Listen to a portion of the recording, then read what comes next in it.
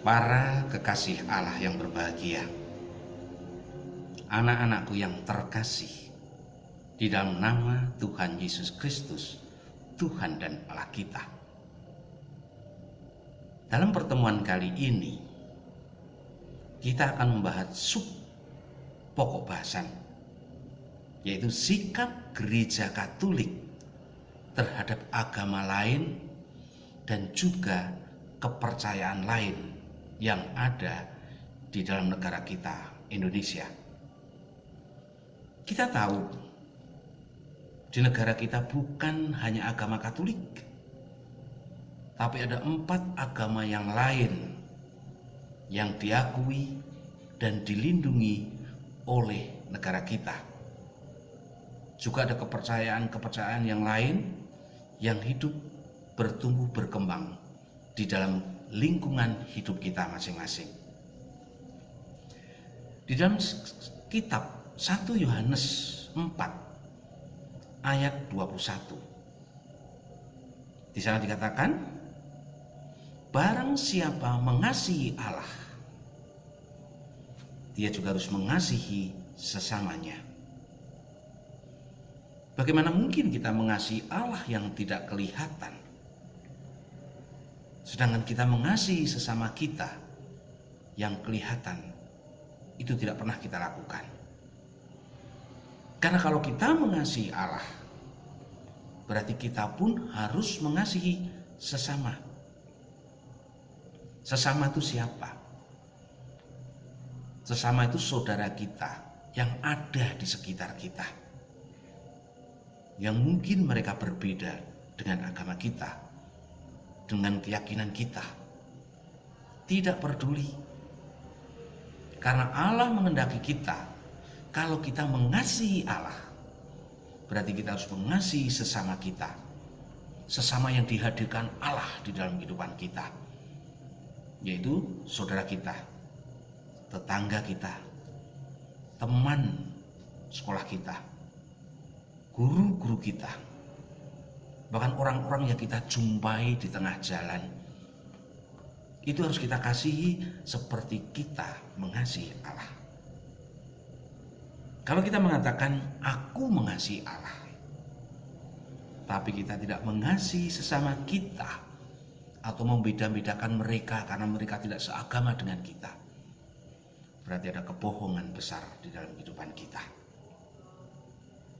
Para kekasih Allah yang berbahagia, anak-anakku yang aku kasihi, sebelum kita masuk lebih dalam lagi, malah kita awali pelajaran pada saat ini dengan berdoa.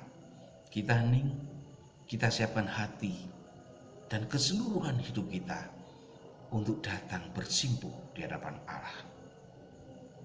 Dalam nama Bapa dan Putra dan Roh Kudus. Amin. Allah Bapa yang Maha Kasih, yang kami kenal melalui putramu yang terkasih, Tuhan kami Yesus Kristus, bahwa Dikau adalah Allah yang penuh kasih, yang kasihnya melebihi segala dosa dan kesalahan kami. Bimbinglah kami dalam pelajaran pada saat ini. Bukalah hati kami, agar kami mau dan mampu mengasihi sesama yang Dikau hadirkan dalam kehidupan kami, baik sesama yang baik dengan kami, maupun mereka yang jahat dengan kami, maupun mereka yang memusuhi kami.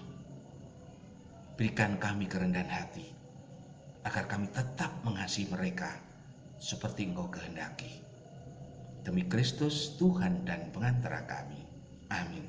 Dalam nama Bapa dan Putra dan Roh Kudus. Amin. Kita lihat dari pribadi kehidupan Yesus. Yesus datang ke dunia untuk menyelamatkan siapapun yang mau percaya kepadanya. Maka tugas kita, bagaimana kita menjadi kepanjangan rencana Allah buat mereka, agar mereka juga selamat seperti kita. Kita tidak boleh menuntut mereka untuk berbuat baik, tapi bagaimana mereka menjadi baik karena keteladanan baik yang ada dalam kehidupan kita.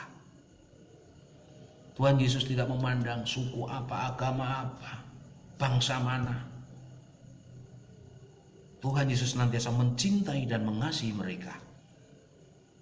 Karena Tuhan tidak menghendaki satu pun umat manusia untuk tidak kembali pada Dia. Karena semuanya adalah milik Allah. Semuanya adalah milik Yesus yang harus kembali ke rumah di surga. Bersama-sama dengan kita juga harus mau mengorbankan diri. Bagaimana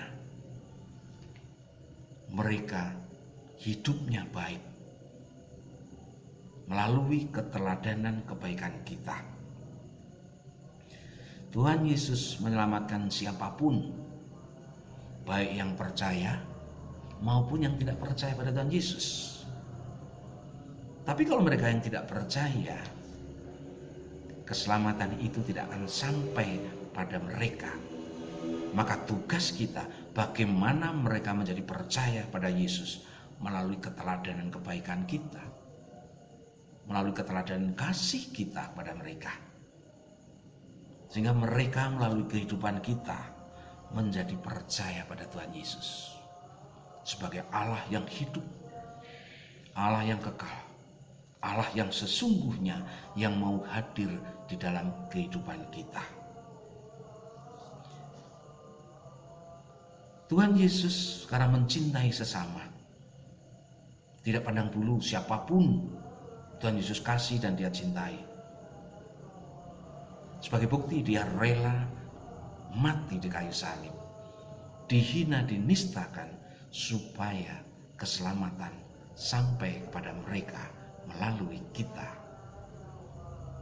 Anak-anakku yang terkasih, para kekasih Allah yang berbahagia, salah satu hal yang dapat kita lakukan bagaimana mereka mengenal Allah di dalam kehidupan mereka, kita harus melakukan hal-hal yang baik pada mereka, membangun persaudaraan antar umat beragama, saling menghormati, toleransi, menghargai, tidak saling menghina, mengejek, memojokkan, memberikan hal yang baik, menjadi teladan yang baik bagi mereka, sehingga mereka akan melihat kehidupan kita. Murid-murid Tuhan Yesus hidupnya baik. Nah, melalui kebaikan kita itulah kita tularkan kebaikan. Melalui mereka semakin percaya kepada Allah, di mana Allah adalah kasih. Kita juga harus berani bersikap positif terhadap mereka yang beragama lain, yang berkeyakinan lain dengan kita. Hal-hal yang negatif yang seringkali masih terlintas di dalam pikiran kita harus kita singkirkan. Kita melihat segalanya indah, segalanya baik. Jangan memfitnah, jangan memojokkan, jangan menjelekkan. Tapi tugas kita adalah mengasihi mereka, baik pada mereka, berikan contoh kebenaran dalam hidup kita kepada mereka. Kita semua sama, kita semua saudara. Mungkin berbeda agama tidak masalah. Saudara tetap saudara. Hormati mereka, hargai mereka. Mari kita toleransi dengan keberagaman ini, sehingga hidup kita yang sebetulnya diciptakan Allah baik-baik dan amat sangat baik akan menjadi semakin baik di saat kita menjadi teladan kebaikan Allah di dalam kehidupan kita. Kita menyadari bahwa Indonesia merupakan bangsa yang memiliki kemajemukan yang tinggi, perbedaan yang sungguh banyak di dalam kehidupan masyarakat Indonesia. Suku bangsa, bahasa, budaya, agama, keyakinan, strata, itu perbedaan-perbedaan yang kalau kita tidak benar di dalam mensikapinya, di situ ada sumber perpecahan. Tapi di saat kita menjadi orang yang baik, menjadi teladan yang baik, senantiasa berpikir positif, justru keberagaman ini akan menjadikan sesuatu yang indah dan dirindukan oleh bangsa lain. Betapa indahnya Indonesia dengan perbedaan yang demikian tinggi, demikian banyak, justru terjadi relasi yang indah, saling mencintai, saling mengasihi, saling berbuat baik satu dengan yang lain.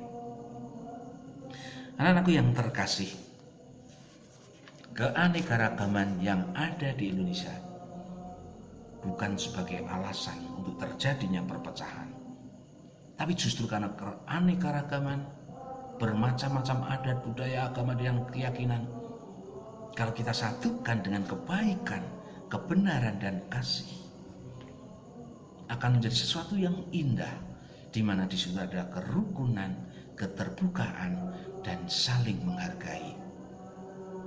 Sehingga kerinduan kita bersama, seperti kedamaian, ketentraman, kesejahteraan, yang menjadi cita-cita kita bersama, yang menjadi cita-cita bangsa kita, akan terwujud melalui hidup dan kehidupan kita. Semuanya itu tidak boleh kita paksakan untuk orang lain, tapi kita mulai dari diri kita sebagai murid Yesus, sebagai anak-anak Allah yang diberkati. Tuhan memberkati. Dalam nama Bapa dan Putra dan Roh Kudus. Amin. Kami bersyukur padamu ya Tuhan, Kau berikan pelajaran yang demikian indah pada saat ini, di mana kerukunan Kau rindukan dalam kehidupan kami, sehingga damai, sejahtera, kebahagiaan yang Kau curahkan, Kau berikan dalam kehidupan kami, menjadi sesuatu yang nyata melalui hidup dan kehidupan kami. Doa ini kami sampaikan dalam nama Putra-Mu yang terkasih, Tuhan kami Yesus Kristus, yang hidup dan berkuasa kini dan sepanjang segala masa. Amin. Dalam nama Bapa dan Putra dan Roh Kudus. Amin. Tuhan memberkati.